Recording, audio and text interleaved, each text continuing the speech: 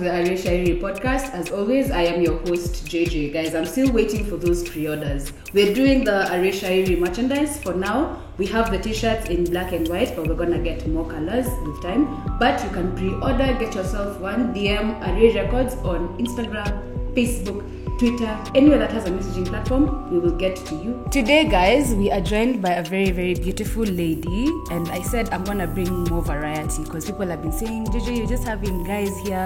Like, there's no female spoken word artists. Guys, they're here. And we finally get to talk to one of them. Ladies and gentlemen, today we are joined by Wangui Kimani. Hey. Hi, Wangui. Welcome very much to the podcast. Asante. It's very good to meet you. Nice for having me. Yeah. So I like starting with people's names. I always do this, like, by the way. So you go by Wangui Kimani. Yeah. Why did you? I'm guessing these are your original names. Sure. So why did you choose to go with your original name instead of coming up with like an alias or a stage name? I wouldn't say atini jina nilikosa or something. Yeah, I'm not creative. Yeah. I really like authenticity. Yes. I want to be authentic. Yeah. So I really wanted to like have an African name. Mm-hmm. Not bougie words, mutilicious. I wanted it to be Wangui Kimani. Mm-hmm. Yeah. And it's very, very unique. Yeah, and it's cool. Yes. Yeah, it is. Very. Thanks. Karibu sana. So let's talk about your poetry journey. Okay. When did you start doing poetry? I've been doing poetry for the longest time ever. Mm-hmm. But maybe then I could call it like poetry. Uh-huh.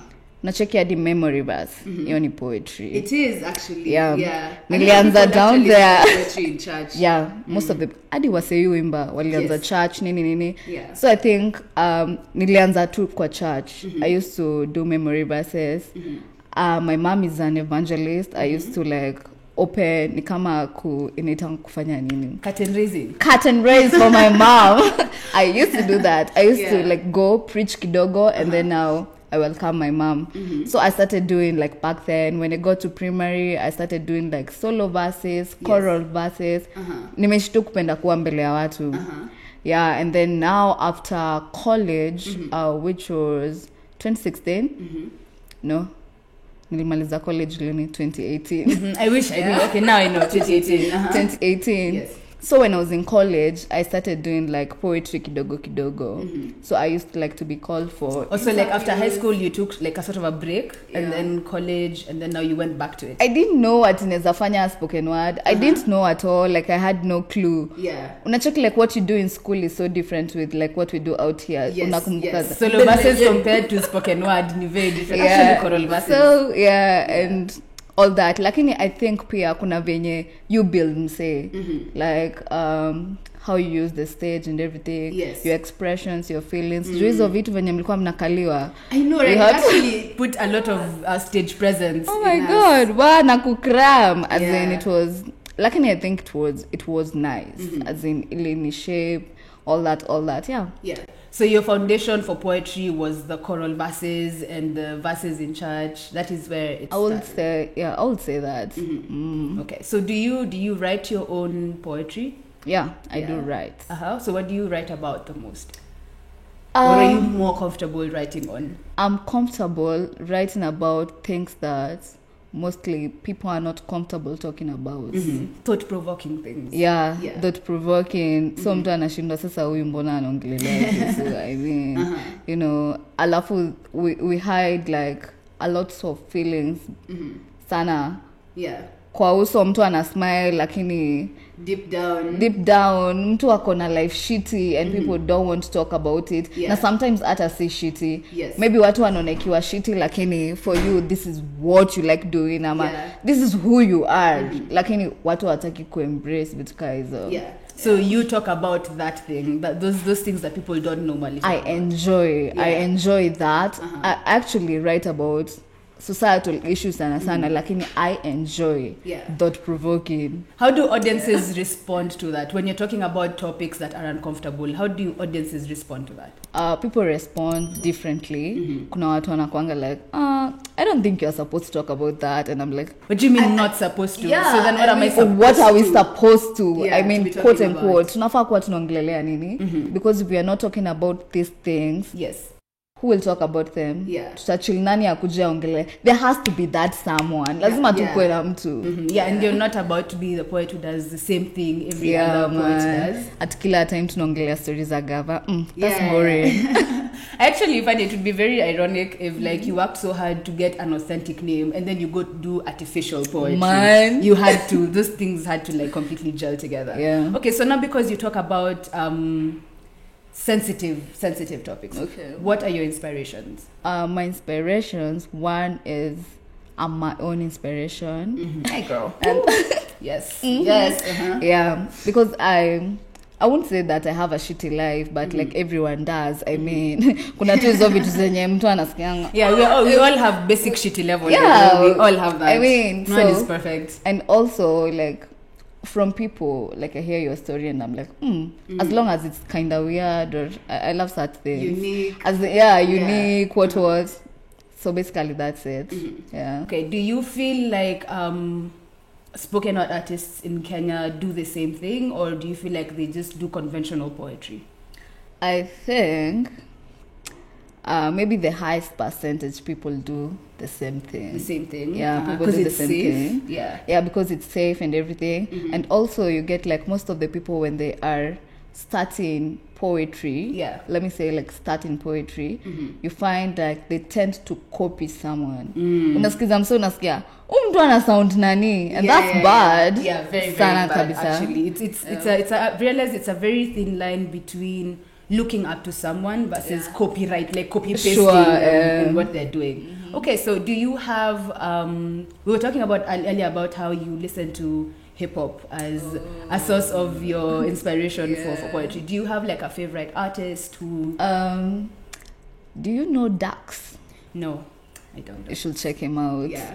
As in that guy is, I mean, his creative process is crazy. I mean, you will check out his videos. Normal it's process. Yeah, as in, and now that's what attracts me to a person. Yes. As in, it's like he's out of this world. Yeah. When you check his videos, his concepts are just when you insane. listen to what he is rapping about, it's out of this world. Also, an F. It's another guy I listen to. He's also dope. Yeah. His creative process. Mi sijui ya watu wanafikirianga aje. Where it comes from. As in, their thoughts are so wild. Yeah. Okay. I want to talk about your comfort zone because you seem very confident to get out of your comfort zone. Because I'm sure sometimes you talk about something and you're also not very comfortable with it, but you'd still go ahead and do it. Yeah. Where do you get that confidence from to be like, it's okay to get out of what I'm usually comfortable doing? I think unacheki kuna kitu yuitwa you gas yourself up, you psych yourself, as in you're your own fan. Uko Senje, you have to do this, you know, especially for like new projects, new themes, even though inafaa, and then like wejiambie kasi mimi nitafanya, who else will do this? Yes, so let me do it. And then you don't want to be that person who you get to a place and you're like, people are not talking about this, and you're also not talking about it. You're like, someone should talk about this. So you just answer do that gap. Okay, cool. So let's talk about your hobbies. What do you do for fun with your pastime that feeds into your creativity? Apart from listening to music, of course. I love cutting clothes. What? For real? What? I love cutting clothes. But in the process like of cutting clothes, like therapeutically just cutting fabric. Both therapeutic and also like coming up with designs. Like I'll just say this and tunaweza kata hapa and then tushikanisha na hii. Yeah, I'm also a speed skater. I do skate. Nice. I swim once in a while. Siwezi potelelea kwa maji. Yeah, you're somewhere. And I love visiting new places, but I think everyone does. I'm not so sure. No, introverts prefer the same comfortable space. It's not everyone is an adventurer. I think that's it. Okay. So any words of encouragement to spoken word artists, poets, creatives in general, from things you've observed and things where you are at, how you've grown? What is the one piece of advice you would give someone? Encouragement. Hey. Yeah. Apart from obviously Nataka advice. Inspiration, yes. What would like tell anyone who's listening to me ni kwanza just be you, usitake kukopi mse. Kuna mse fulani nilikuwa nasikiza anafanya poetry lakini akona accent ya Kikuyu. So nilikuwa namshauri unajua ni aje chapa poetry ya Kisapiri. All the way. Utafit hapo as in vizuri. Una get like they're gonna find that. Lakini sasa umse anataka kukuja anze kutoenga anze kucompete na makulgi. You know, as in where just do you alafu mi usema always try new ideas. Usijeke kwa kukua. Yes, get out of your comfort zone. Na pia mi upenda wase open minded. Kuna wase unaweza waambia tunaweza andika story ya tuseme nini watu wapendi kuongelea. Watu wapendi kuongelea stories za maybe hata LGBTQ. Yes. Mtu wako like seriously. I mean, as in, there's nothing. We are just talking. Yeah. Una get? Yeah, it's not actions. It's just speaking about as this. In. So, what do you think about it? As in, when niambie, hata kama you fear, niambie too, and also me ni kuambia experience yangu and everything. So, watu wako open-minded. Yeah, I find it doesn't make sense to be a creative and you're close-minded. You can't be a creative and you're close-minded. Toka kwa to creative wewe. Enda uko. All right, thank you so much for joining us, Wangui, guys. That has been Wangui Kimani. Now we'll get to enjoy a performance from Miss Inspiration herself. Yay! Ni sawa ulishanitupa but bado sijakuwa west. Ni sawa ulishaenda bila kusema tutaonana baadaye. Nilikutaka tena but ulisema hunitaki. So acha nikanyangelami nitafutia new position in my life. Nakumbuka huko unataka kwenda Dunda na mimi. Hadi ma3 huko unataka kupanda na mimi. Kwanza zile za 4NT Julidai nilikuwa nishaongeza uzito. So sita niseme ati sikuwa nakupenda nilikuwa nakupenda. But kwani unadhani niko tu pale na kula vako? Oya, nilisha move on. Na siku hizi najua hadi kuchora 7 juu God alini bless na ifiga yangu nita confirm baadaye, lakini I think ni figure number 8. So I remember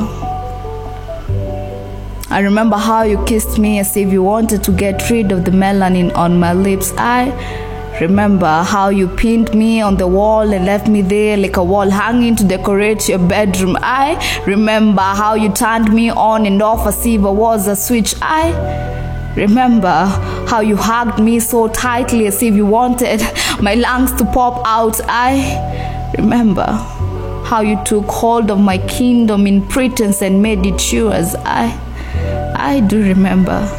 But who is to blame? Wangui Kimani. This is not a fantasy. Neither is it a fetish. This is me undressing, peeling off my skin. This is not another poem to give you a map to the elusive clitoris, or a Mokenya to tell you how I love it being done by who, where, what arouses me or what gives me an orgasm. This is me rubbing the tip of my clit with the tip of my sex toy. Not to rub off the memories, but to bring them on.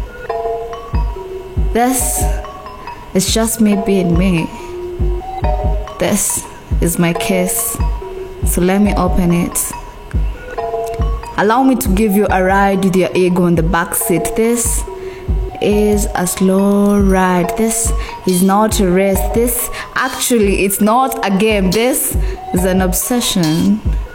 An obsession of how you give me the first touch. An obsession of how you make me come fast. It is the touch. It It is the touch that brings the nerves. It is this touch, just like a torch. It lights up my world. It's this touch, just like a match. It sparks. It's this touch and this feeling, but this touch and this feeling will never be enough. Maybe it's how he holds me every time I try to find myself. I get lost in the moment. The touch, the warmth, makes me feel like a little girl all over again, but this time round, a little girl who is not interested in guys sucking thumbs, but prefers waking up on sheets with a higher thread count. His experience so sacred. He makes me feel like an offering. Thy kingdom come. I bring you this offering with open arms and legs. My tongue has grown fond of sour tastes, and fermented yogurt tastes better on my body. Maybe if you get a tour with the poet's tongue, you'll know how it feels. For I'm yet to realize why I always go vintage on Wangui Kimani.